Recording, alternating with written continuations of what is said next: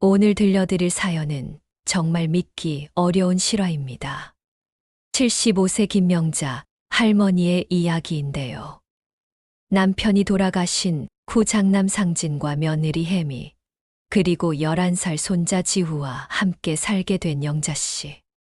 겉보기엔 화목한 3대 가족이었지만 며느리가 시어머니에게 몰래 수면제를 탄 음식을 먹이고 심지어 벌레까지 넣은 음식을 먹였다는 충격적인 사실이 밝혀졌습니다. 더 끔찍한 건 이런 은밀한 학대가 무려 2년간 계속되었다는 것이죠. 하지만 이 모든 진실을 밝혀낸 건 바로 11살 손자였습니다. 과연 어떻게 이런 일이 벌어질 수 있었을까요? 저는 김영자입니다. 올해 75세죠. 이 나이에 이런 이야기를 해야 한다니 정말 부끄럽고 창피하지만 같은 처지에 있는 분들께 조금이라도 도움이 되길 바라는 마음에 용기를 내어 말씀드려요. 남편이 세상을 떠난 게 3년 전이었습니다. 갑작스런 심근경색이었죠. 40년을 함께 산 남편을 잃고 나니 세상이 무너지는 것 같았어요. 장례를 치르고 나서 막내 아들이 장남 상진이네 집에서 함께 살자고 제안했습니다. 장남 상진이네 집은 아파트 35평으로 널찍했어요.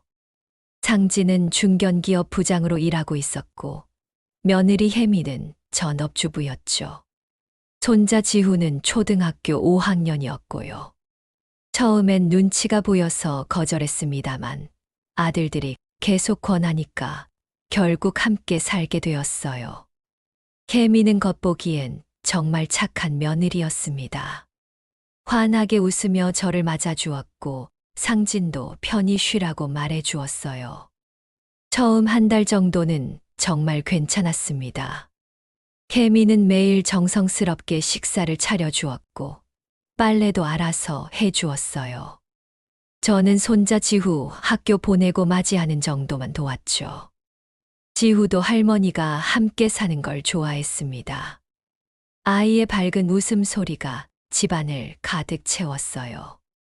그때만 해도 이런 행복이 오래 갈 줄 알았습니다.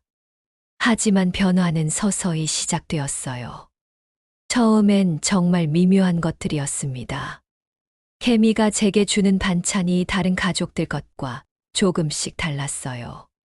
처음엔 제가 고혈압이 있어서 짜지 않게 따로 만들어주는 줄 알았죠. 그런데 어느 날부터인가 이상한 냄새가 나기 시작했어요.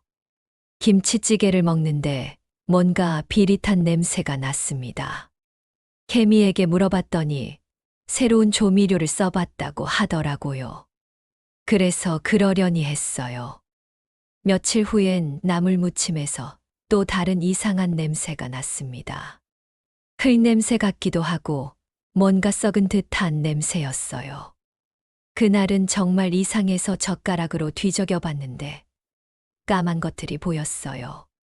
처음엔 깨나 돌 같은 거라고 생각했는데 자세히 보니 모양이 이상했습니다. 그게 벌레였다는 걸 알았을 때 정말 충격이었어요. 작은 딱정벌레 같은 게 나물 사이사이에 섞여 있었던 거죠. 너무 놀라서 혜미에게 말했더니 깜짝 놀라는 척하면서 사과하더라고요. 야채를 제대로 씻지 못해서 그런 것 같다면서요. 그때는 정말 실수라고 생각했어요. 하지만 이상한 건 그 이후로도 계속 제 음식에만 이상한 것들이 들어 있었다는 겁니다. 어떤 날은 국에 모래 같은 게 씹혔고 어떤 날은 밥에서 쓴맛이 났어요. 더 이상한 건 식사를 하고 나면 몸이 이상해졌다는 거였습니다. 유독 피곤하고 머리가 멍했어요. 나이가 들어서 그런가 보다 싶었는데 낮잠을 자고 일어나면 몸이 납덩어리처럼 무거웠습니다. 상진은 회사 일로 바빠서 아침 일찍 나가고 저녁 늦게 들어왔어요. 집안 상황을 거의 모르고 지냈죠. 가끔 제가 몸이 안 좋다고 말하면 나이가 드셔서 그런 거라며 대수롭지 않게 여겼어요. 혜미는 상진이 있을 때와 없을 때가 완전히 달랐습니다. 상진이 있으면 정말 다정한 며느리였어요. 제 옆에 앉아서 안부를 묻고 뭔가 필요한 건 없는지 챙겨주었죠. 하지만 상진이 회사에 가고 나면 표정이 싹 바뀌었어요. 눈빛이 차갑게 변하고 말투도 건조해졌습니다. 제가 뭔가 물어봐도 대답을 안 하거나 짧게 답했어요. 처음엔 며느리도 스트레스가 있을 거라고 이해하려고 했습니다. 시어머니를 모시는 게 쉬운 일은 아니니까요. 그런데 점점 더 이상해졌어요. 제가 화장실에 들어가면 문 밖에서 기웃거리는 소리가 들렸습니다. 혹시나 싶어서 문고리를 잡아봤는데 밖에서 무언가로 막아놓은 것 같았어요. 처음엔 문이 고장 난 줄 알았죠. 어느 날은 화장실에서 30분 넘게 나오지 못했어요. 문고리를 아무리 돌려도 열리지 않았습니다. 큰 소리로 혜미를 불렀는데 대답이 없더라고요.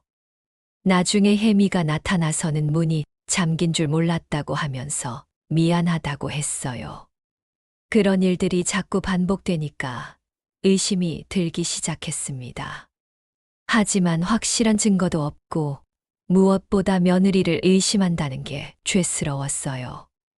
혹시 제가 예민해져서 괜한 생각을 하는 건 아닌가 싶었죠. 몸은 계속 이상했어요. 식사를 하고 나면 어김없이 졸음이 쏟아졌습니다. 그것도 보통 졸음이 아니라 정신을 잃을 것 같은 강한 졸음이었어요. 어떤 날은 밥상 앞에서 그대로 잠들어 버린 적도 있었죠. 혜미는 그런 저를 보며 걱정하는 척했지만 눈빛은 차가웠어요. 마치 계획대로 되어간다는 듯한 표정이었습니다. 그때는 그게 무슨 의미인지 몰랐지만 지금 생각해보면 정말 소름이 돋아요. 지후만이 저를 진심으로 걱정해 주었습니다. 아이는 할머니가 자꾸 아픈 것 같다며 걱정스러운 표정을 지었어요. 순수한 아이의 눈에도 뭔가 이상하다는 게 느껴졌나 봅니다. 어느 날 저녁 상진이 일찍 들어왔어요. 그날따라 혜미는 평소보다 더 다정했습니다. 제게 특별히 맛있는 된장찌개를 끓여주었다면서 따뜻하게 데워서 가져다 주었어요. 그런데 그 된장찌개에서 이상한 냄새가 났어요. 된장 냄새가 아니라 뭔가 화학적인 냄새였습니다. 하지만 상진이 보는 앞에서 안 먹을 수도 없고 며느리가 정성껏 끓여준 걸 거부하기도 그래서 억지로 먹었어요. 그날 밤이 정말 이상했습니다. 잠이 너무 깊게 들어서 꿈인지 현실인지 구분이 안 됐어요.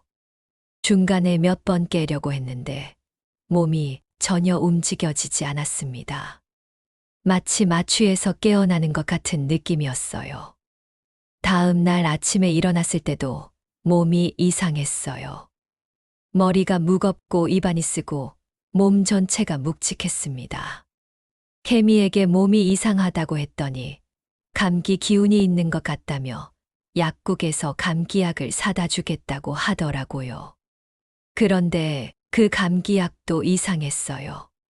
평소 먹던 감기약과는 모양도 다르고 색깔도 달랐습니다. 혜미는 새로 나온 좋은 약이라고 했지만 먹고 나면 더 졸리고 몸이 무거워졌어요. 이런 일들이 반복되면서 저는 점점 집 안에서 위축되어 갔습니다.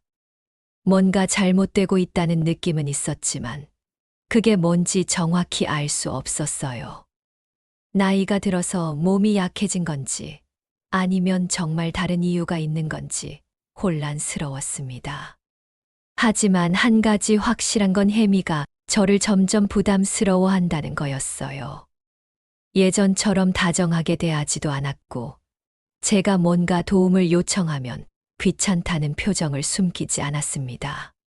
상진에게 말해야 하나 고민도 많이 했어요. 하지만 며느리를 의심한다는 말을 어떻게 할 수 있겠어요. 게다가 확실한 증거도 없었고요. 혹시 제가 예민해져서 괜한 오해를 하는 건 아닌가 싶기도 했습니다. 그래서 그냥 참고 지냈어요. 이상한 음식이 나와도 먹었고, 몸이 이상해도 나이 탓으로 돌렸습니다. 하지만 마음 한편으로는 계속 불안했어요. 이런 상황이 언제까지 계속될까? 저는 과연 괜찮을까 하는 생각들이 머릿속을 맴돌았습니다. 그러던 어느 날, 지우가 저에게 다가와서 작은 목소리로 물었어요. 할머니 괜찮냐고, 요즘 너무 아파 보인다고요. 아이의 순수한 걱정이 가슴을 아프게 했습니다. 저는 괜찮다고 대답했지만 지우는 뭔가 이상하다는 표정을 지었어요. 나중에 알고 보니 그 아이가 이 모든 상황을 지켜보고 있었던 거였어요. 어른들이 모르는 사이에 할머니에게 벌어지는 일들을 똑똑한 눈으로 관찰하고 있었던 거죠. 그리고 그 관찰이 결국 저를 구해주게 될 줄은 그때는 꿈에도 몰랐습니다. 이렇게 이상한 일상이 계속되면서 저는 점점 더 몸이 약해져 갔어요. 식욕도 떨어지고 기력도 없어지고 하루 종일 멍하니 있는 날들이 많아졌습니다. 혜미는 그런 저를 보며 나이가 들어서 그런 거라고 말했지만 저는 뭔가 다른 이유가 있다는 걸 본능적으로 느끼고 있었어요. 혜미의 학대는 점점 더 교묘하고 치밀해졌습니다. 처음엔 음식에 이상한 것들을 넣는 정도였는데 이제는 아예 제 일상을 통제하려고 했어요. 아침에 일어나면 혜미가 이미 제 옷을 골라놓았습니다. 처음엔 며느리가 챙겨주는 거라고 생각했는데 알고 보니 제가 외출할 때 입을 옷을 미리 정해두는 거였어요. 왜냐하면 제가 입고 나갈 옷이 너무 초라해 보이면 이웃들이 뭐라고 할까봐 걱정돼서 그런다고 하더라고요. 하지만 혜미가 골라주는 옷들은 하나같이 색이 바래고 낡은 것들이었어요. 제가 가지고 있던 괜찮은 옷들은 어디론가 사라졌습니다. 혜미에게 물어보니 세탁하다가 망가져서 버렸다고 하더라고요. 세탁소에 맡길 옷도 혜미가 정했어요.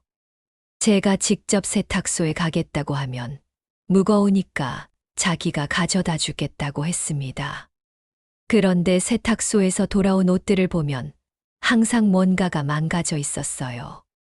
단추가 떨어져 있거나 옷에 얼룩이 생겨 있거나 심지어 찢어진 곳이 있기도 했어요.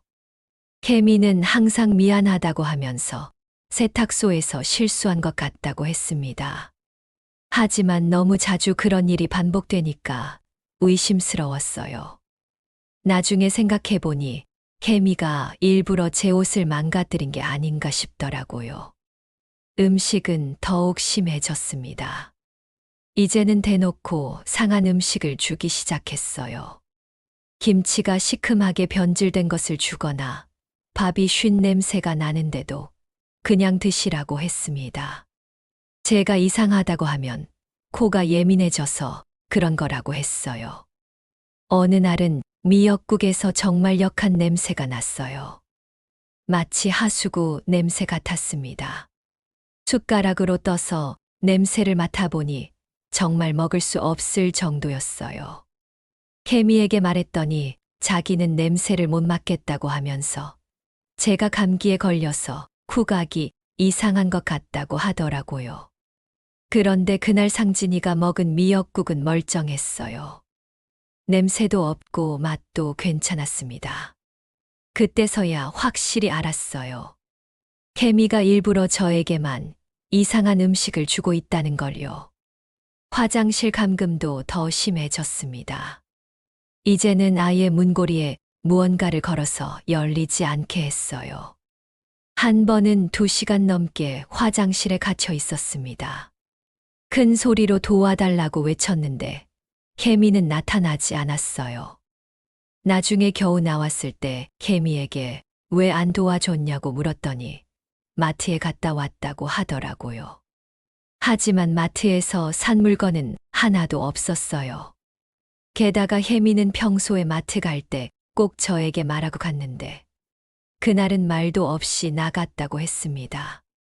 목욕도 제대로 할 수 없게 됐어요. 욕실에 들어가면 뜨거운 물이 나오지 않았습니다. 혜미에게 말하면 보일러가 고장 났다고 하면서 수리기사가 올 때까지 기다리라고 했어요.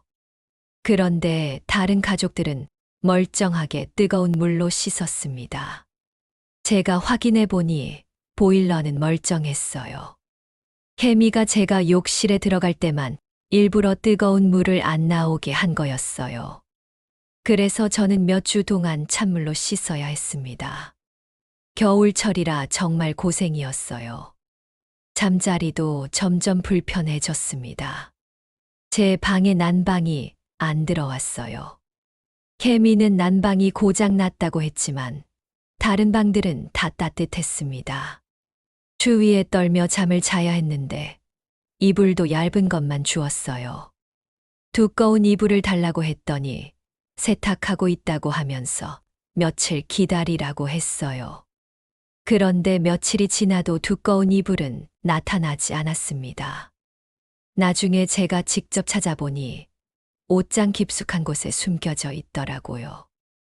음식에 들어가는 이상한 것들도 더 다양해졌어요.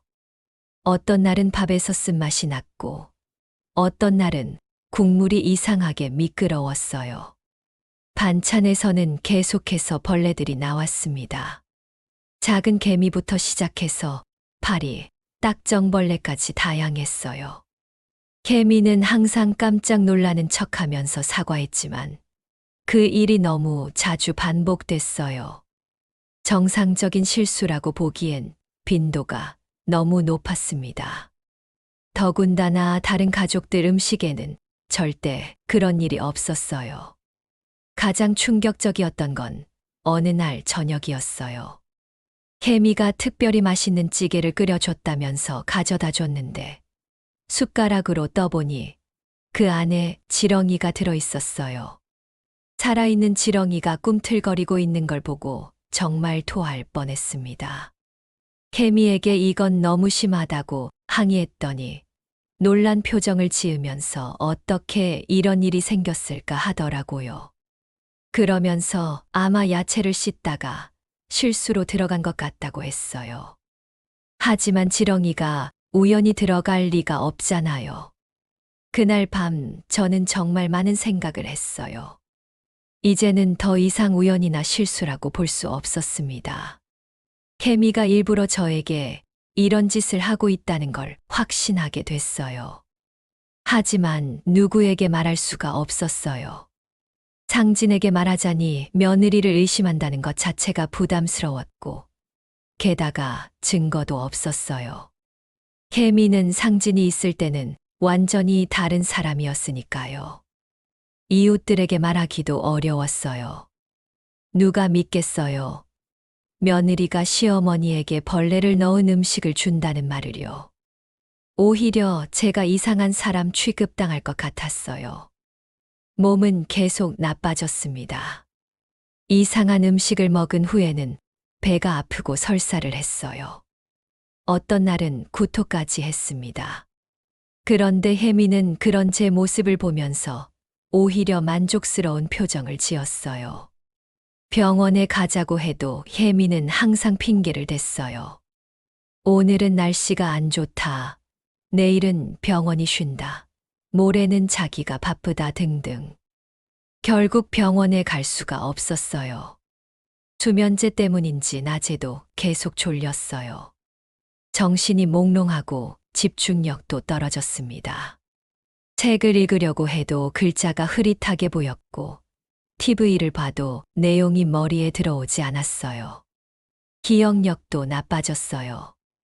방금 전에 뭘 했는지 기억이 안 나고, 어제 뭘 먹었는지도 생각이 안 났습니다. 혜미는 그런 저를 보며 나이가 들어서 치매 기운이 있는 것 같다고 상진에게 말했어요.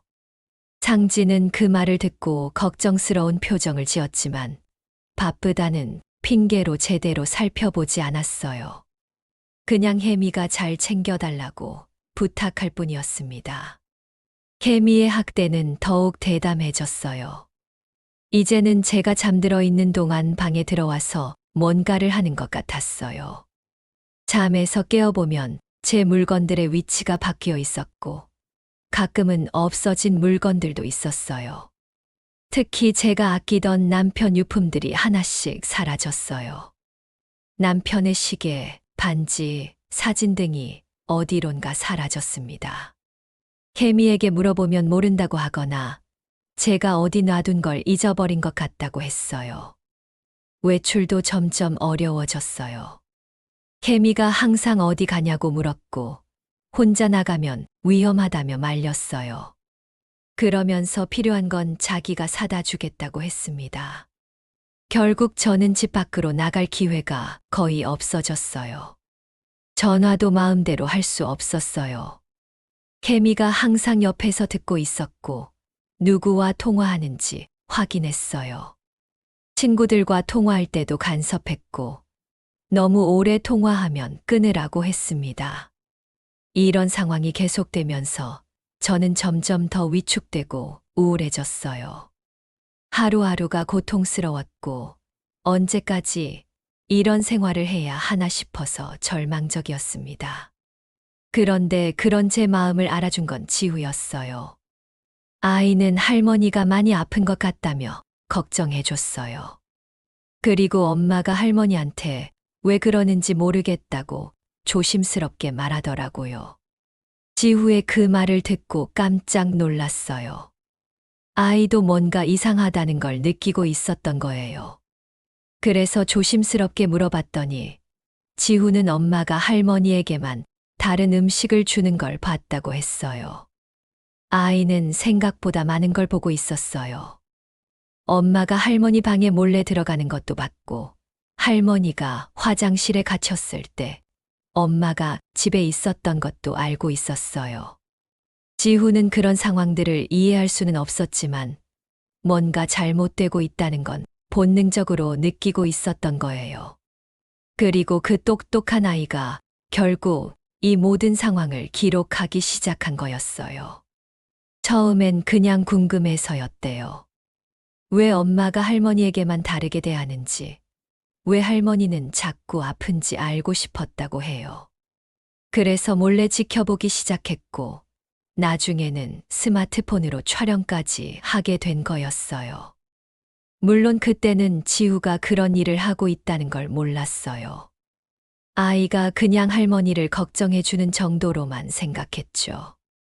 하지만 그 아이의 순수한 정의감과 관찰력이 결국 저를 구해주게 될 줄은 꿈에도 몰랐습니다. 개미의 학대는 이제 거의 매일 반복됐어요. 하루도 평온한 날이 없었습니다. 항상 긴장하고 불안해하며 살아야 했어요. 언제 또 어떤 일이 벌어질지 몰라서 잠시도 마음을 놓을 수 없었습니다. 이런 상황에서 유일한 위안이 된 건 지후였어요. 아이는 할머니를 진심으로 사랑해줬고 걱정해줬어요. 그 순수한 마음이 저에게는 큰 힘이 됐습니다. 지후가 혜미의 행동을 본격적으로 관찰하기 시작한 건 어느 날 오후였어요. 학교에서 일찍 집에 온 지후는 엄마가 할머니 음식에 뭔가를 넣는 모습을 목격했습니다. 그날 혜미는 제가 낮잠을 자고 있는 줄 알았나 봐요. 부엌에서 제 밥그릇에 작은 알약 같은 걸 넣고 숟가락으로 휘휘 젓고 있었어요. 지후는 그 모습을 복도 끝에서 지켜봤다고 해요. 처음엔 지후도 그게 뭔지 몰랐어요. 할머니가 아프니까 약을 넣어주는 건가 생각했대요. 하지만 이상한 건 엄마가 아빠나 자기한테는 그런 걸 안 넣는다는 거였어요. 지후는 호기심이 많은 아이였어요. 그래서 엄마가 할머니 음식에 넣는 게 뭔지 알고 싶어 했어요. 며칠 동안 관찰해 보니 항상 같은 작은 하얀 알약이었어요. 아이는 인터넷에서 그 알약이 뭔지 찾아봤어요.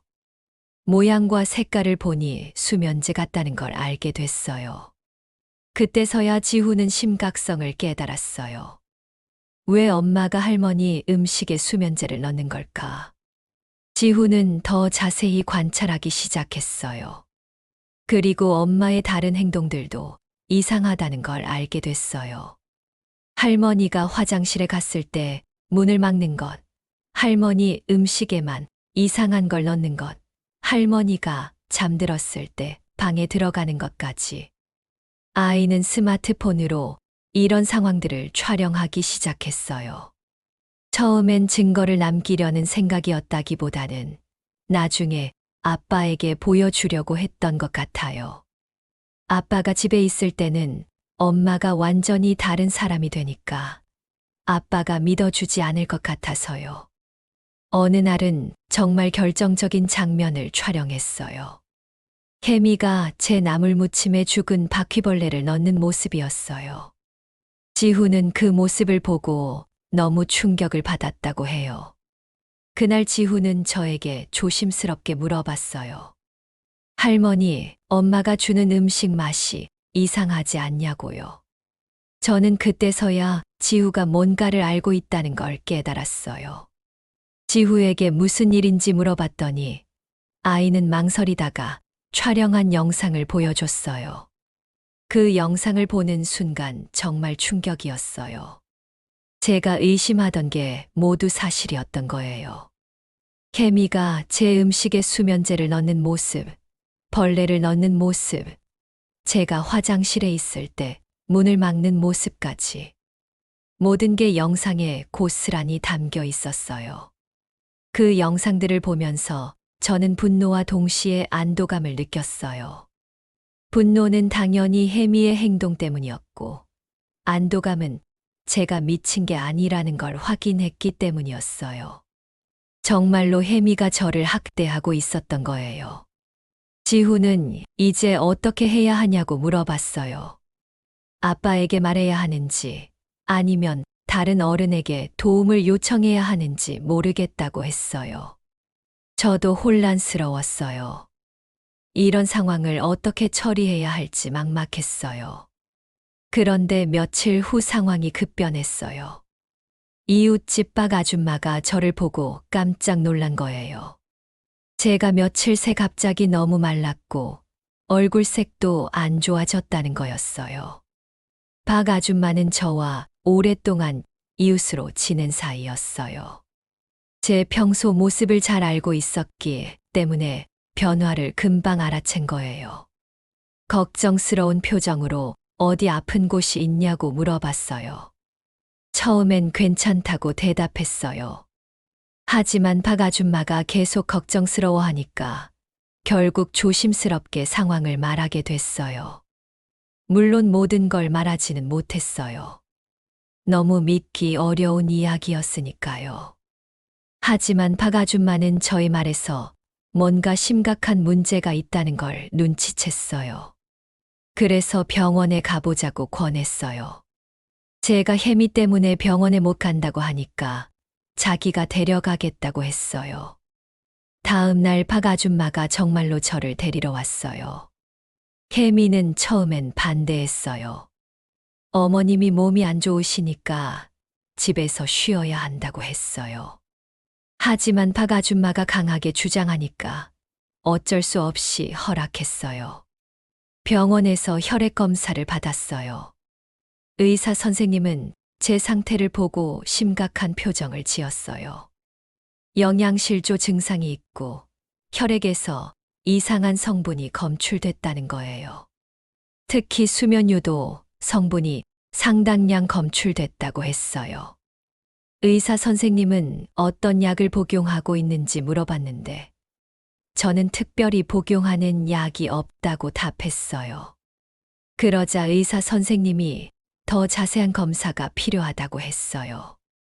그리고 박 아줌마에게 조용히 뭔가 이상하다는 말을 했어요. 정상적인 상황이 아닌 것 같다는 거였어요.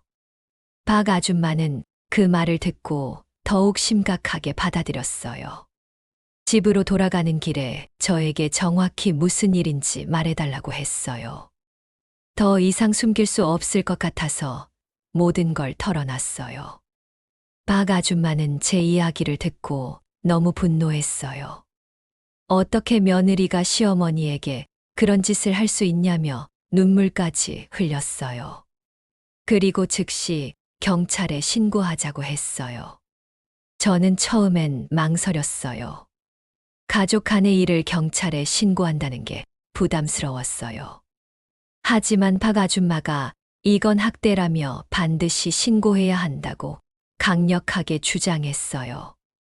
그날 저녁 집에 돌아갔을 때 혜미의 표정이 평소와 달랐어요. 뭔가 경계하는 듯한 눈빛이었어요. 아마 제가 병원에 다녀온 걸 의식한 것 같았어요. 저녁 식사 때 혜미가 또 이상한 음식을 줬어요. 하지만 이번엔 먹지 않았어요. 몸이 안 좋아서 식욕이 없다고 했어요. 혜미는 약간 당황하는 표정을 지었지만 억지로 드시라고 하지는 않았어요. 그날 밤 지우가 제 방에 왔어요. 할머니가 병원에 다녀온 얘기를 들었다며 어떻게 됐냐고 물어봤어요. 저는 지후에게 의사 선생님이 뭐라고 했는지 말해줬어요. 지후는 그 말을 듣고 자기가 찍은 영상을 경찰에 신고하자고 했어요. 이제 더 이상 참을 수 없다고 엄마가 하는 일은 나쁜 일이라고 했어요. 11살 아이가 그런 말을 한다는 게 정말 마음 아팠어요. 다음 날 박 아줌마와 함께 경찰서에 갔어요. 지후도 함께 갔어요. 처음엔 경찰관들도 믿기 어려워했어요. 며느리가 시어머니를 학대한다는 게 쉽게 믿어지지 않았나 봐요. 하지만 지후가 촬영한 영상들을 보여주니까 분위기가 완전히 바뀌었어요. 영상은 너무나 명확한 증거였어요. 혜미가 제 음식에 약을 넣는 모습, 벌레를 넣는 모습이 선명하게 담겨 있었어요. 경찰관들은 이건 명백한 학대라고 했어요. 그리고 즉시 수사에 착수하겠다고 했어요. 병원 검사 결과도 중요한 증거가 될 거라고 했어요. 그날 오후 경찰이 집으로 왔어요. 상진이 회사에서 급히 돌아왔고 혜미는 창백한 얼굴로 경찰을 맞았어요. 상진은 무슨 일인지 전혀 모르겠다는 표정이었어요. 경찰이 상황을 설명하자 상진은 믿을 수 없다는 표정을 지었어요. 혜미가 어머니를 학대했다는 말을 도저히 받아들일 수 없다는 거였어요. 혜미도 억울하다며 절대 그런 일 없다고 부인했어요. 하지만 지후의 영상이 공개되자 상황이 달라졌어요. 상진은 영상을 보고 충격에 빠졌어요. 자기가 모르는 사이에 집에서 이런 일이 벌어지고 있었다는 걸 믿을 수 없어 했어요. 혜미는 영상을 보고도 계속 부인했어요. 그건 오해라고 자기는 시어머니를 정성껏 모셨다고 주장했어요. 하지만 영상은 너무나 명확했어요. 변명할 여지가 없었어요. 경찰은 집 안을 수색했어요. 그리고 혜미가 숨겨둔 수면제를 발견했어요. 처방전도 없는 불법 구입한 약이었어요. 게다가 제 방에서 숨겨진 CCTV도 발견됐어요. CCTV에는 더 많은 학대 장면들이 담겨 있었어요. 혜미가 제가 잠들어 있을 때 방에 들어와서 물건을 뒤지는 모습, 제 약을 바꿔치기 하는 모습까지. 모든 게 계획적이고 치밀한 학대였어요. 상진은 그 모든 증거들을 보고 완전히 무너졌어요. 자기 아내가 어머니에게 그런 짓을 했다는 게 믿어지지 않는다며 눈물을 흘렸어요. 혜미에게 왜 그런 짓을 했냐고 소리쳤어요. 혜미는 그제서야 자백했어요. 시어머니가 부담스러웠다고 빨리 요양원에 보내고 싶었다고 했어요. 그래서 치매가 있는 것처럼 보이게 하려고 수면제를 먹였다는 거였어요. 벌레를 넣은 것도 시어머니가 정신이 나간 것처럼 보이게 하려는 거였다고 했어요. 이상한 음식을 먹고 헛소리를 하면 모든 사람들이 치매라고 생각할 거라고 계산한 거였어요. 너무나 치밀하고 악랄한 계획이었어요. 저를 미치게 만들어서 요양원에 보내버리려던 거였어요. 그러면 자기들만 편하게 살 수 있을 거라고 생각한 거죠. 상진은 혜미의 자백을 듣고 더욱 분노했어요. 어떻게 그런 생각을 할 수 있냐며 소리쳤어요. 그리고 저에게 무릎을 꿇고 사과했어요. 자기가 바빠서 집안 상황을 제대로 보지 못해서 이런 일이 벌어졌다고요. 저는 그런 상진을 보며 복잡한 감정이 들었어요.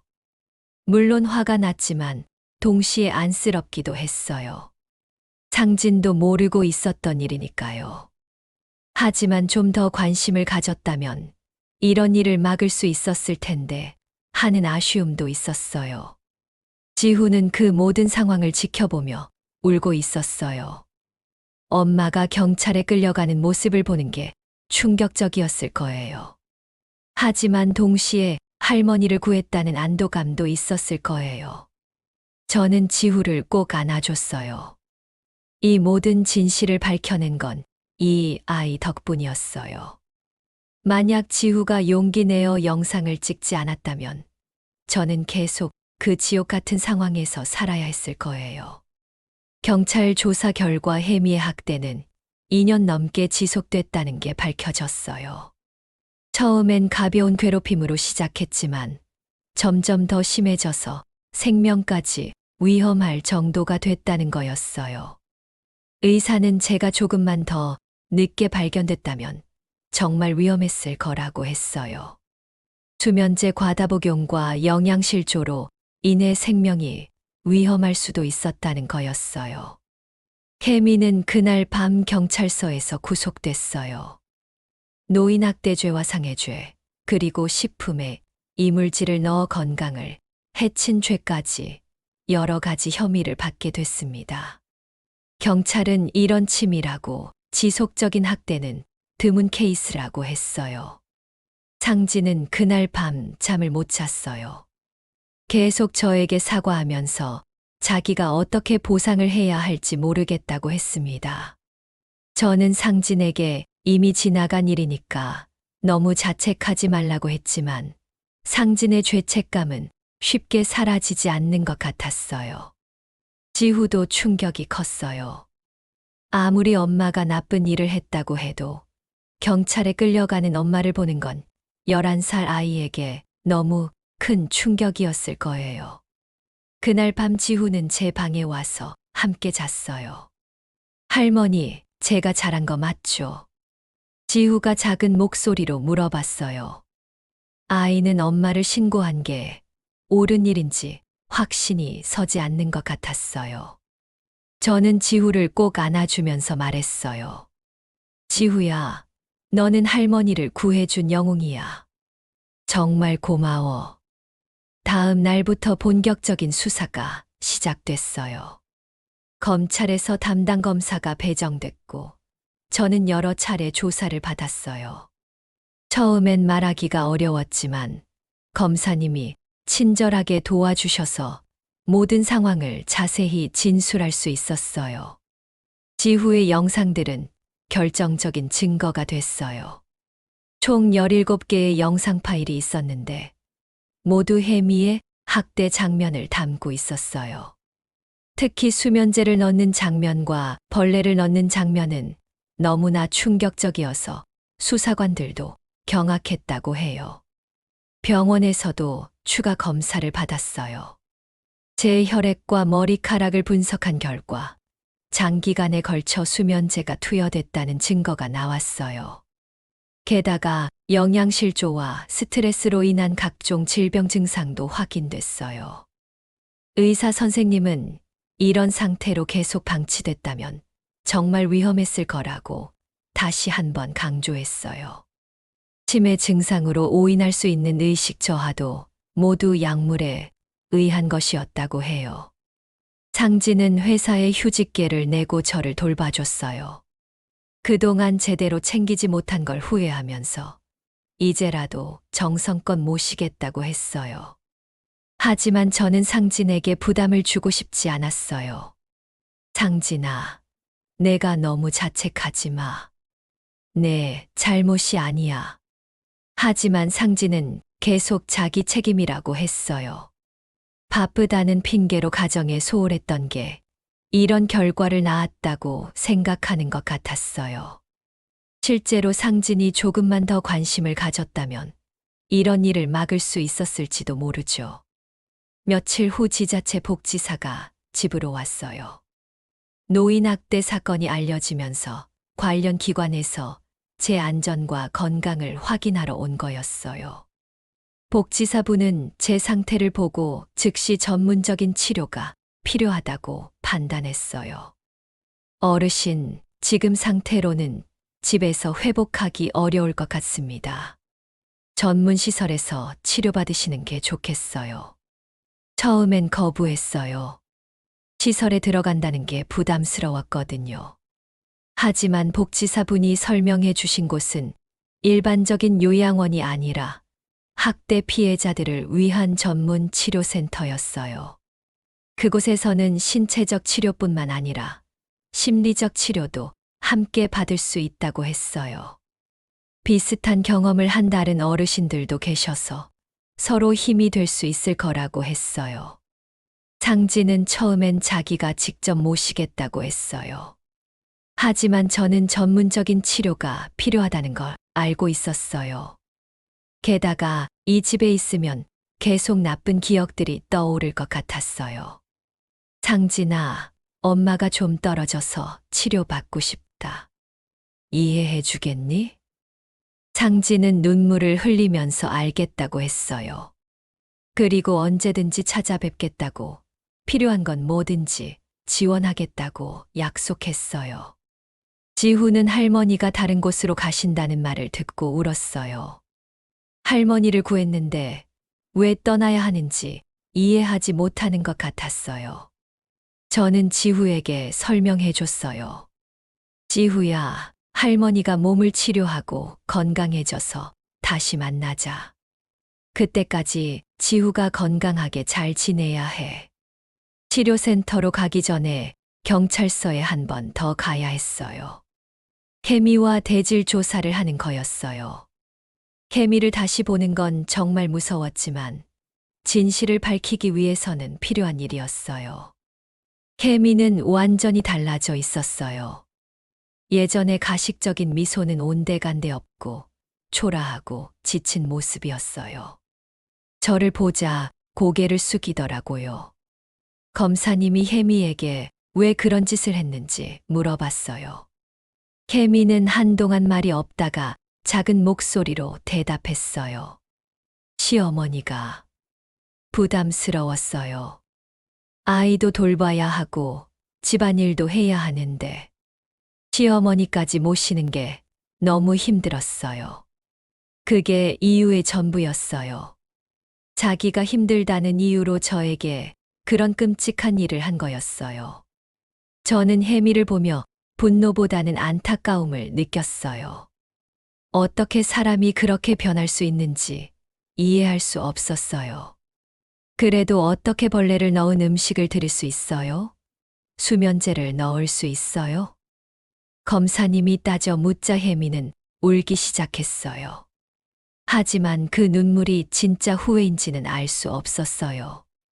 들킨 것에 대한 억울함일 수도 있었으니까요. 대질 조사가 끝나고 저는 정말 후련했어요. 그동안 억눌러 왔던 감정들이 모두 해소되는 느낌이었어요. 이제 정말로 이 악몽에서 벗어날 수 있다는 생각이 들었어요.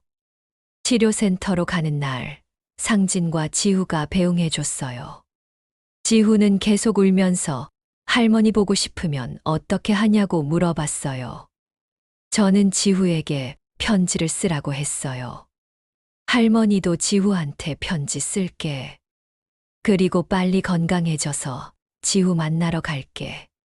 치료센터는 생각보다 좋은 곳이었어요.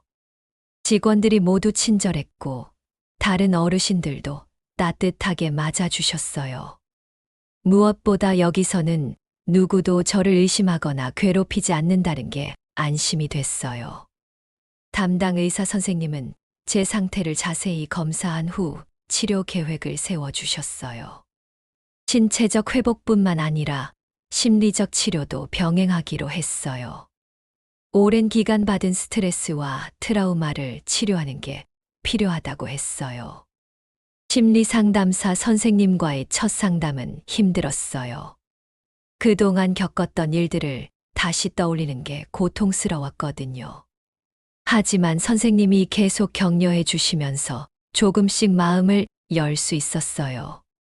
어르신, 이제 안전한 곳에 계세요. 아무도 어르신을 해치지 않을 거예요. 그 말을 들으니 정말로 안심이 됐어요. 그동안 얼마나 불안하고 무서웠는지 그때서야 실감이 났어요. 물리치료도 받기 시작했어요. 오랫동안 제대로 된 영양을 못 섭취해서 근력이 많이 떨어져 있었거든요. 처음엔 조금만 움직여도 힘들었지만 점차 체력이 회복되기 시작했어요. 다른 어르신들과 함께하는 프로그램도 있었어요. 요리를 배우거나 그림을 그리거나 함께 산책을 하는 거였어요.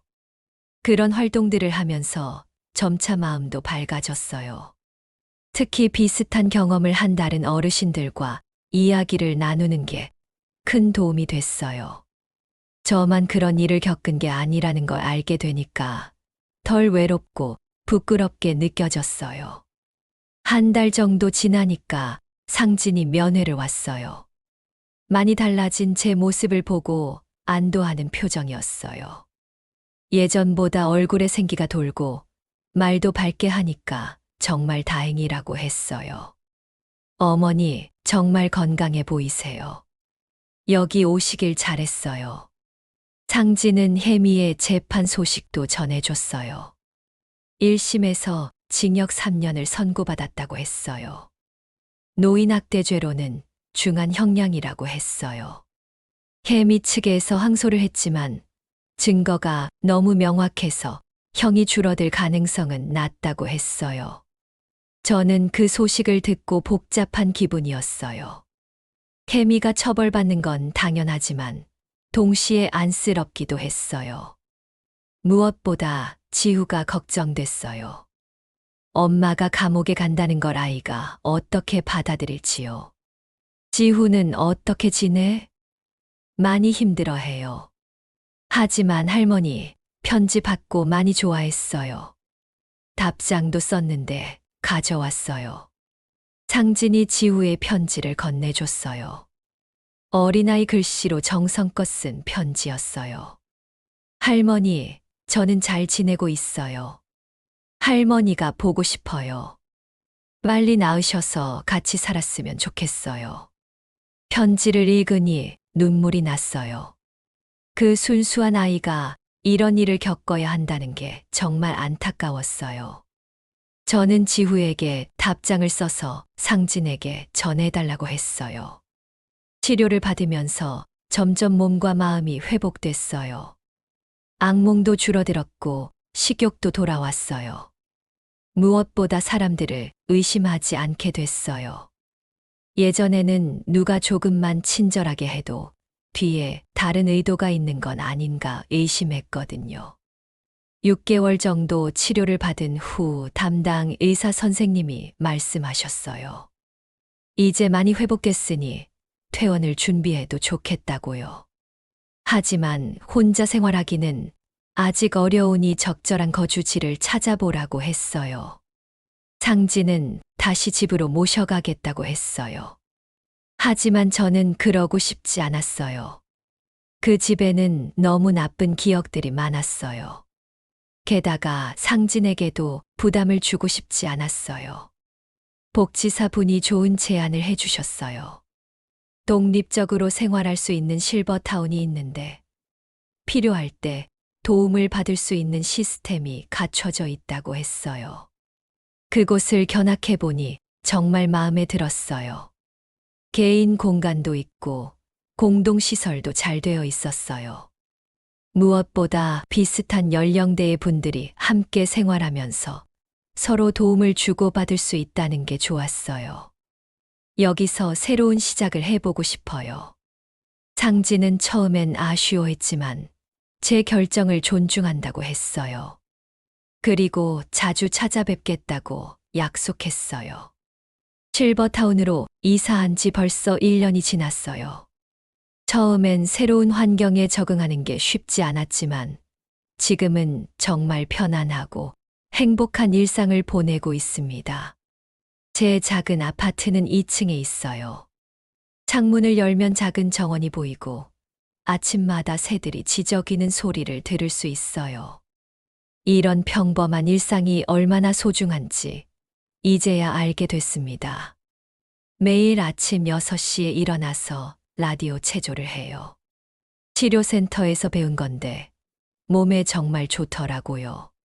그 다음엔 간단한 아침을 먹고 정원을 산책해요. 계절마다 피는 꽃들을 보는 재미가 쏠쏠해요. 함께 사는 어르신들과도 친해졌어요. 특히 옆집에 사시는 정 할머니와는 정말 가까워졌어요. 정 할머니도 비슷한 경험을 하셨대요. 아들 내외가 재산을 노리고 학대를 했다고 하더라고요. 처음 만났을 때 서로 조심스러워했어요. 상처받은 사람들끼리는 마음을 열기가 쉽지 않거든요. 하지만 시간이 지나면서 서로의 아픔을 이해하게 됐고, 지금은 정말 좋은 친구가 됐어요. 영자 언니, 우리 이제 정말 자유롭게 살아요. 정 할머니가 그렇게 말할 때마다 가슴이 뭉클해져요. 그래요. 이제 정말 자유롭게 살 수 있게 됐어요. 누구 눈치 보지 않고 무서워하지 않고 당당하게 살 수 있게 됐어요. 실버타운에는 다양한 프로그램이 있어요. 요리교실, 원예교실, 서예교실 등등. 저는 특히 요리교실을 좋아해요. 그동안 제대로 된 음식을 만들어 먹지 못했는데, 이제는 맛있는 음식을 직접 만들어 먹을 수 있어서 행복해요. 처음 요리교실에 갔을 때가 기억나요. 선생님이 김치찌개를 만들어 보자고 하시는데 갑자기 무서워졌어요. 케미가 만들어준 이상한 김치찌개가 떠올랐거든요. 손이 떨려서 재료를 제대로 썰지도 못했어요. 하지만 다른 어르신들이 도와주시고 격려해 주셔서 점차 익숙해졌어요. 그리고 제가 직접 만든 김치찌개를 먹었을 때 정말 감동적이었어요. 이렇게 맛있고 깨끗한 음식을 먹을 수 있다는 게 너무 행복했어요. 서예교실도 시작했어요. 원래 글씨 쓰는 걸 좋아했는데 케미 때문에 손이 떨려서 제대로 못 썼거든요. 하지만 치료를 받고 마음이 안정되니까 예전처럼 글씨를 쓸 수 있게 됐어요. 첫 작품으로 새로운 시작이라는 글씨를 썼어요. 선생님이 정말 잘 썼다고 칭찬해 주셨어요. 그 글씨를 액자에 넣어서 제 방에 걸어놨어요. 볼 때마다 용기가 나요. 가장 보람 있는 일은 자원봉사를 시작한 거예요. 복지센터에서 저처럼 학대를 당한 어르신들을 상담해 주는 일을 하고 있어요. 처음엔 제가 누구를 도울 수 있을까 싶었는데 막상 해보니 제 경험이 많은 도움이 됐어요. 어떤 할머니는 며느리가 음식을 안 줘서 굶고 있다고 하시더라고요. 어떤 할아버지는 아들이 용돈을 안 줘서 병원도 못 간다고 하시고요. 그런 분들의 이야기를 들으면 제 마음이 아파요. 동시에 꼭 도와드리고 싶다는 생각이 들어요. 할머니도 그런 일을 당하셨어요? 그럼 제 마음을 이해해 주시겠네요. 그런 말씀을 들을 때마다 제가 겪은 고통이 헛되지 않았다는 생각이 들어요. 제 경험으로 다른 분들을 도울 수 있다니 이런 것도 하나의 축복이 아닐까요? 상진이는 한 달에 2번 정도 찾아와요. 처음엔 미안해하고 죄송해하기만 했는데 이제는 많이 달라졌어요. 제가 이렇게 잘 지내는 모습을 보고 안심하는 것 같아요. 어머니, 정말 좋아 보이세요. 예전보다 훨씬 밝으시고 건강해 보여요. 상진의 그런 말을 들으면 기뻐요. 아들도 이제야 진짜 제 모습을 보는 것 같아요. 예전에는 항상 피곤하고 아픈 모습만 봤으니까요. 상진은 혜미와 이혼했어요. 재판이 끝나고 바로 이혼 절차를 밟았다고 해요. 더 이상 함께 살 수 없다고 했어요. 당연한 일이죠. 그런 일을 저지른 사람과 어떻게 계속 살 수 있겠어요? 지훈은 아빠와 함께 살고 있어요. 처음엔 많이 힘들어했지만 지금은 많이 적응했다고 해요. 상진이 예전보다 훨씬 더 지후에게 관심을 갖고 잘 돌봐주고 있어요.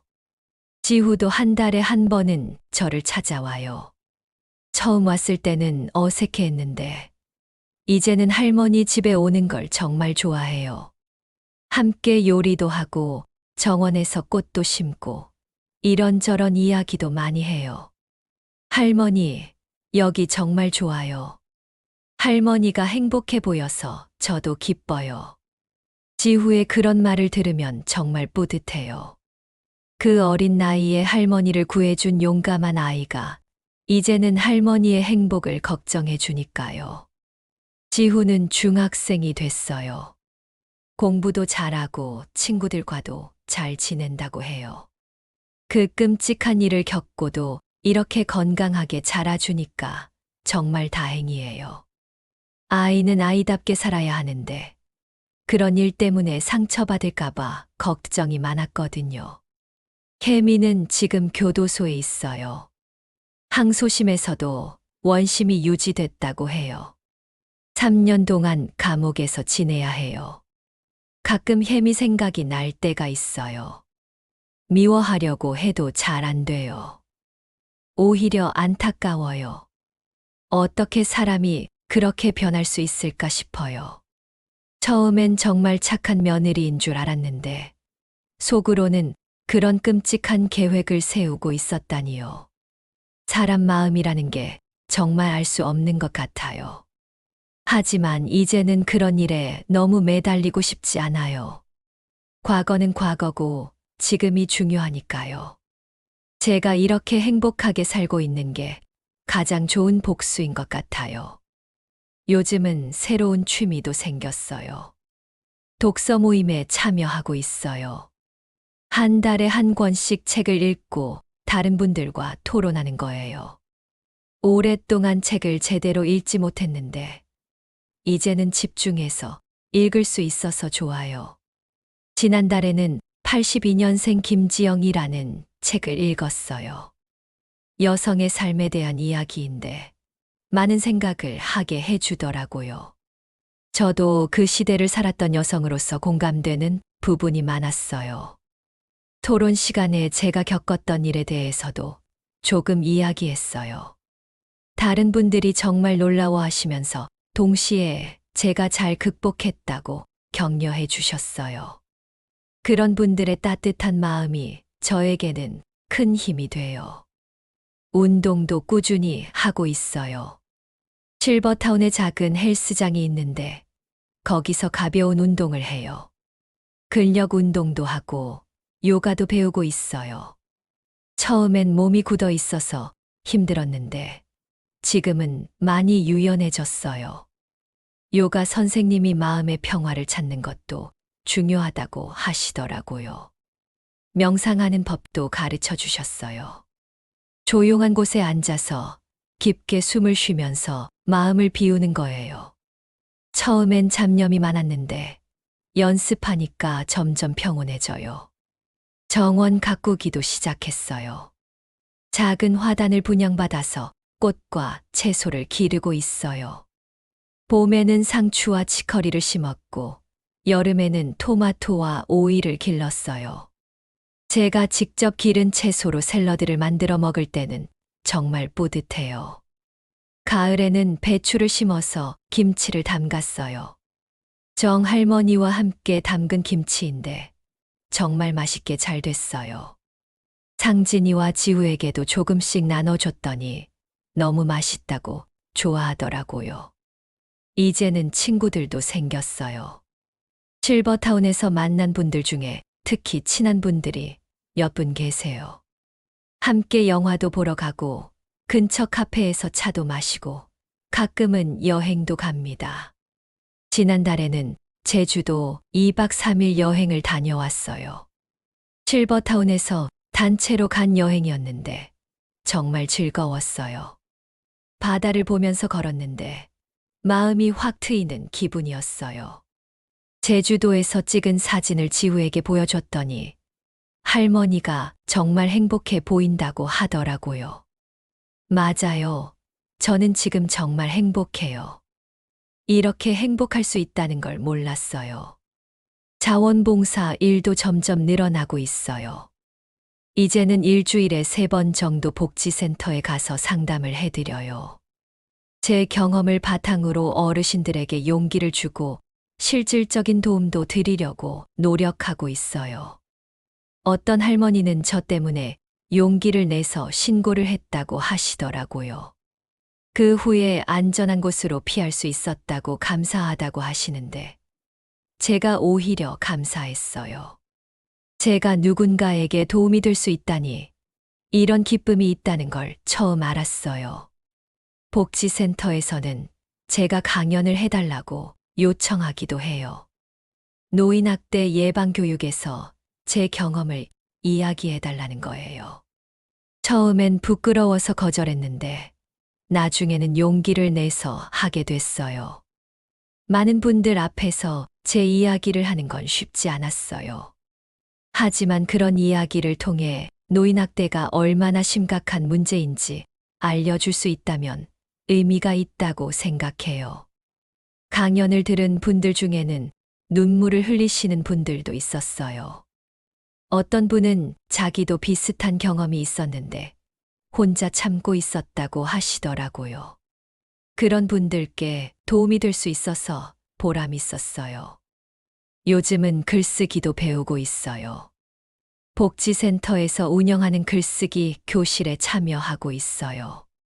제 경험을 글로 써보자고 선생님이 권해주셨어요.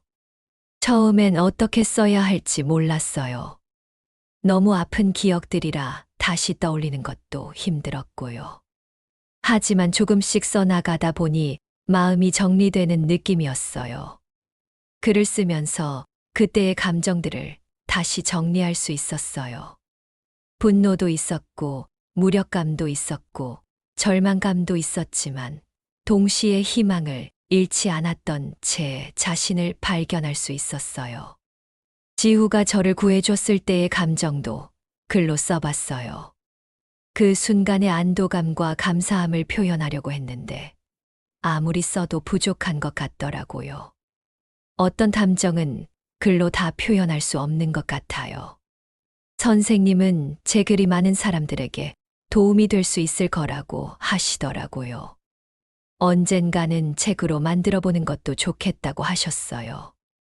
아직은 생각해 보지 않았지만 그것도 의미 있는 일일 것 같아요. 이제는 미래에 대한 계획도 세우고 있어요. 내년에는 봉사활동을 더 늘리고 싶어요. 그리고 여행도 더 많이 다니고 싶어요. 아직 가보지 못한 곳들이 많거든요. 지후가 대학생이 되면 함께 유럽 여행을 가자고 약속했어요. 지후도 정말 좋아하면서 열심히 공부하겠다고 하더라고요. 그 아이와 함께 새로운 세상을 보는 게 정말 기대돼요. 상진이도 요즘 많이 달라졌어요. 예전보다 훨씬 가족에게 관심을 갖고 있어요. 지후와도 더 많은 시간을 보내려고 노력하고 있고요. 그런 모습을 보면 이 모든 일이 꼭 나쁘기만 한 건 아니었다는 생각도 들어요. 물론 그 과정은 정말 힘들었어요. 다시는 경험하고 싶지 않은 일들이었죠. 하지만 그 일을 통해 저도 상진이도 지후도 모두 성장할 수 있었던 것 같아요. 지금 제가 이렇게 당당하고 자유롭게 살 수 있는 것도 그때의 경험이 있었기 때문이에요.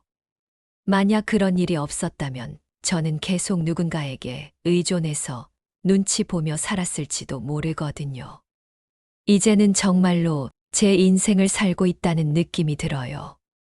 75년을 살면서 진짜 제 삶을 산 기간은 이 1년이 전부인 것 같아요. 그동안은 항상 누군가를 위해 누군가의 눈치를 보며 살았거든요.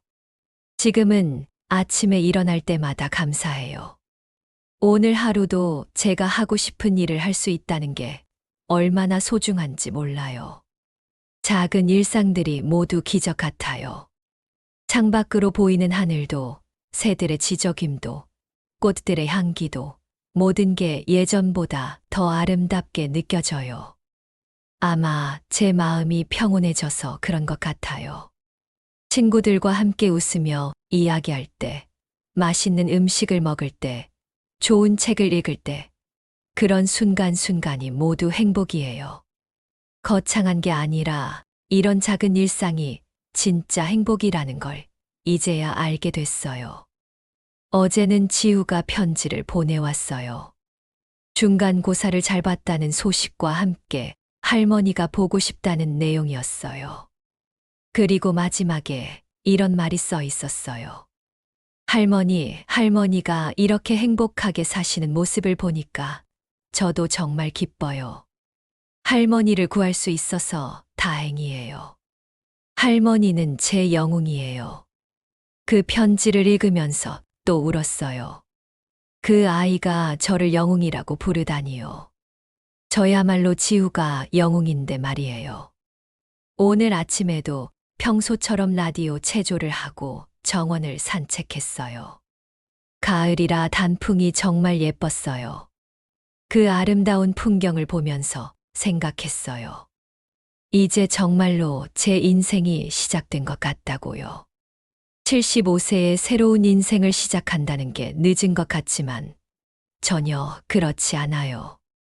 오히려 이제야 진짜 살아보는 기분이에요. 앞으로 얼마나 더 살지는 모르지만 남은 시간은 정말로 제가 원하는 대로 살고 싶어요. 그리고 저처럼 고통받고 있는 분들에게 희망을 주고 싶어요. 아무리 어려운 상황이라도 반드시 해결책이 있다는 걸 알려드리고 싶어요. 용기를 내면 도움을 받을 수 있다는 걸 말씀드리고 싶어요. 이제 곧 점심시간이에요. 오늘은 정할머니와 함께 새로 생긴 이태리 레스토랑에 가기로 했어요. 파스타를 먹어볼 거예요. 75세에 처음 먹어보는 파스타라니 생각만 해도 설레요. 그리고 오후에는 복지센터에 가서 상담을 해드릴 예정이에요. 오늘 만날 할머니는 저와 비슷한 상황에 계신 분이라고 해요. 제 경험이 그분에게 조금이라도 도움이 되었으면 좋겠어요. 저녁에는 독서 모임이 있어요. 이번 달 책은 정말 재미있었거든요. 다른 분들과 어떤 이야기를 나눌 수 있을지 기대돼요. 이렇게 하루하루가 소중하고 의미 있게 느껴져요. 매일이 새로운 경험이고 새로운 배움이에요. 이런 삶을 살 수 있다는 게 정말 감사해요. 마지막으로 이 이야기를 듣고 계신 분들께 말씀드리고 싶어요. 만약 지금 저와 비슷한 상황에 계신 분이 있다면 절대 혼자 참지 마세요. 반드시 도움을 요청하세요. 세상에는 여러분을 도와줄 사람들이 많아요. 그리고 이미 그런 상황을 벗어나신 분들은 저처럼 다른 분들을 도와주세요. 우리의 경험이 누군가에게는 희망이 될 수 있어요. 나이가 많다고 포기하지 마세요. 몇 살이든 새로운 시작은 가능해요.